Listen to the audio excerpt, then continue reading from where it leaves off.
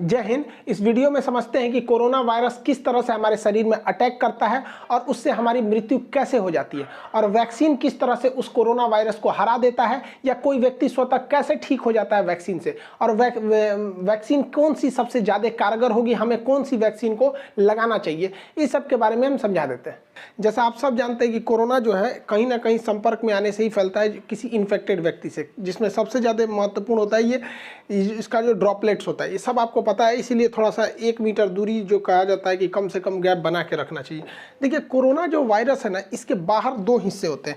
एक इसका जो बाहर इस तरह से निकला हुआ है नुकीला भाग, इसे कहते हैं स्पाइक प्रोटीन। यही सबसे घातक है, स्पाइक प्रोटीन। अगर इसका जो स्पाइक प्रोटीन है ये बाहर वाला, अगर इसको तोड़ दिया जाए, इसको टकला कर दिया जाए, तो किसी काम का नहीं, फिर कोरोना से कोई नहीं डरेगा, यही भाग जाएगा। और इसके अंदर एक होता है गुच्छा जैसा, ये इसे कहते हैं जेनेटिक मटेरियल। ये करता है, ये हमारी बॉडी में घुसने में मदद कर देता है, और ये जेनेटिक मटेरियल जो है ना, अपने जैसे नए संतान को उत्पन्न कर देता है। इसलिए अगर एक भी कोरोना वायरस आया तो इसके अंदर का ये जो जेनेटिक मटेरियल है, ये उसको 1 से कब 1 लाख बना देगा, कब 1 करोड़ बना देगा, कुछ नहीं पता। तो ये जनरेशन बढ़ाने के लिए होता है, ये स्पाइक प्रोटीन शरीर में एंट्री करने के लिए होता है। ये कोरोना वायरस जो होता है, इसका ये स्पाइक प्रोटीन जो होता है, ये केवल फेफड़े में ही टच कर सकता है, बाकी शरीर में कहीं से भी ये एंट्री शरीर के अंदर सेल में नहीं कर सकता है।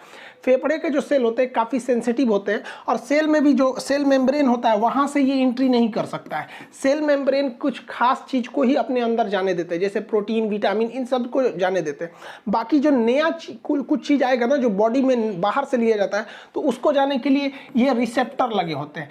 कोरोना वायरस का ये स्पाइक प्रोटीन इसी रिसेप्टर पर चिपक जाता है, और इसी के माध्यम से अंदर चला जाता है, और अंदर जाके अपना जेनेटिक इन्फॉर्मेशन दे देता है। और ये फेफड़े में ही जाता है, क्योंकि फेफड़े के जो लंग्स के जो टिश्यूज होते हैं, जो उसके सेल होते हैं, वो काफ़ी सेंसिटिव होते हैं।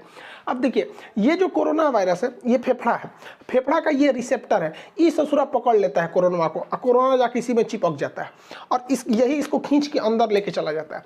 यही सबसे घातक हो जाता है। जैसे ये रिसेप्टर में चिपकता है, रिसेप्टर इसको खींच के अंदर ले जाता है, ये यहाँ से चिपका के अंदर लेके चला जाएगा।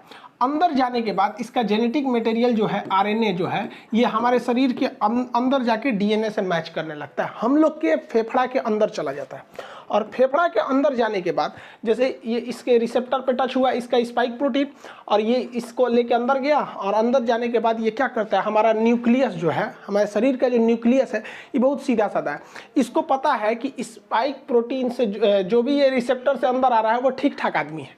तो इस ससुरा जो कोरोना है, इस सीधे जाके पूछता है न्यूक्लियस से कि फोटोकॉपी मशीन कहाँ है, कहाँ है वो फोटोकॉपी मशीन जिससे नए नए चीज़ों के बनते हैं। तो हमारे शरीर में फोटोकॉपी मशीन का काम करता है राइबोसोम।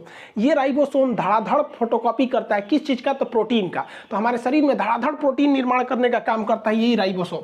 अब देखिए, फोटोकॉपी मशीन की एक खराबी है, इस पर कौन सा पेपर रखे हैं ये उसी का कॉपी करेगा, इसको नहीं पता कि कॉपी क्या हो रहा है।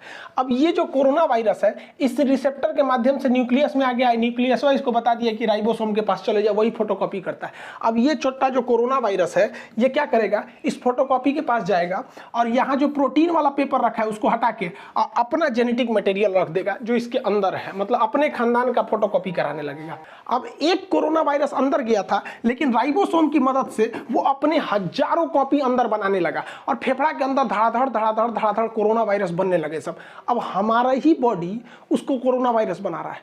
सोचिए, हमारा खुद का फेफड़ा, हमारा खुद का राइबोसोम जो कल तक प्रोटीन का फोटोकॉपी करता था, उसके स्कैनर से प्रोटीन हटा के आरएनए, ये कोरोना वाला ने अपना आरएनए रख दिया, उसी का फोटोकॉपी कर रहा है।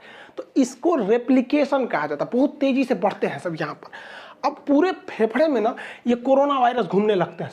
तो हमारे शरीर का जो इम्यून सिस्टम है, कहते हैं ये कौन चीज़ है रे, ये कौन चीज़ आ गया यहाँ पर।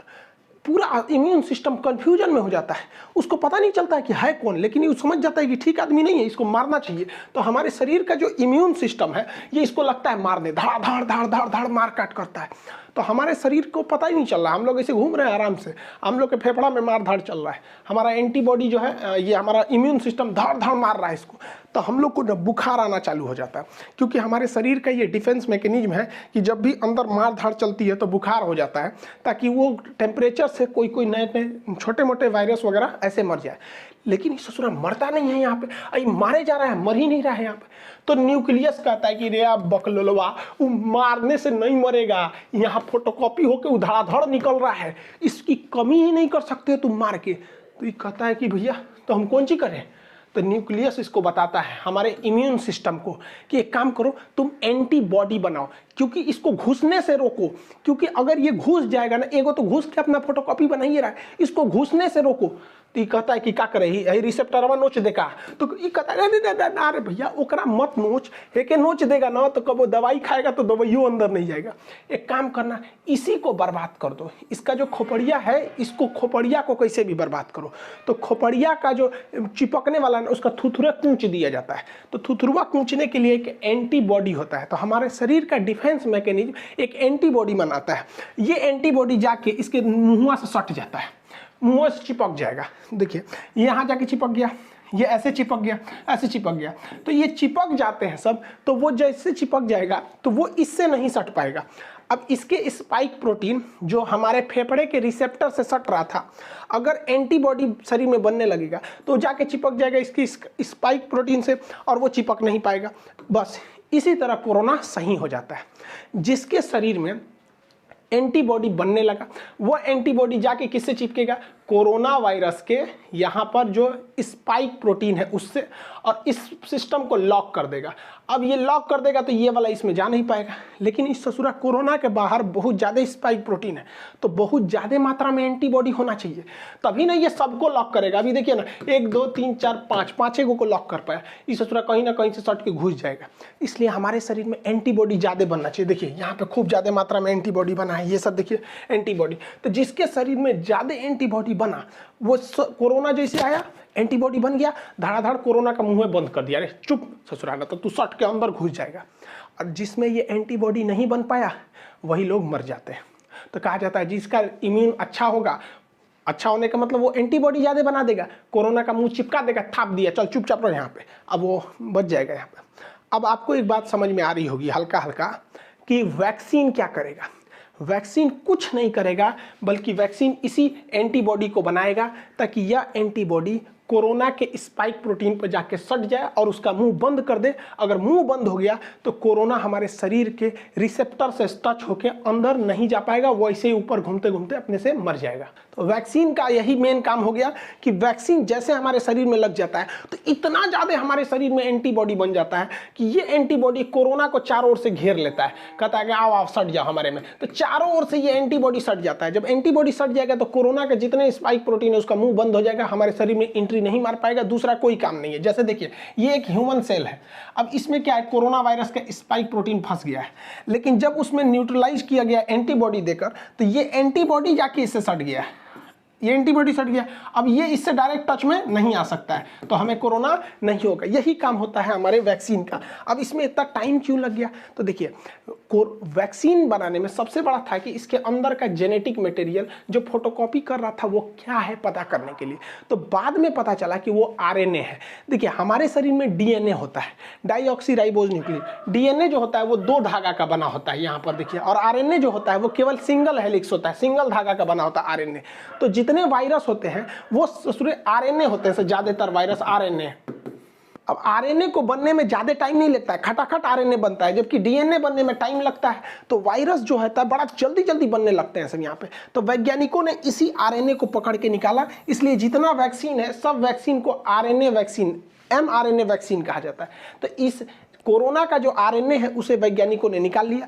अब देखिए हम लोग में तो डीएनए पाया जाता है, तो डीएनए नहीं है, देखिए डीएनए आरएनए में अंतर नहीं। एक उखाड़ दीजिए इसका तो क्या बन जाता है, आरएनए बन जाता है। तो डीएनए से आरएनए बनाया जा सकता है, उखाड़ के नोच दीजिए बस क्या बन जाएगा, आरएनए बन जाएगा। तो वैज्ञानिकों को कोरोना वायरस का आरएनए मिल गया। तो कोरोना कैसा वायरस है, एक आरएनए वायरस है, बस हमको ये मिल गया।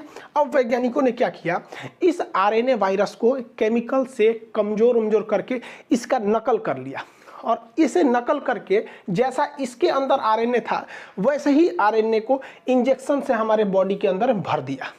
और जैसे बॉडी के अंदर भरा तो बॉडी के अंदर क्या पहुंच गए सब, ये कोरोना वायरस। बट ये ओरिजिनल तो है नहीं, ये तो लैब में इन्होंने आरएनए से बनाया है, ओरिजिनल नहीं है।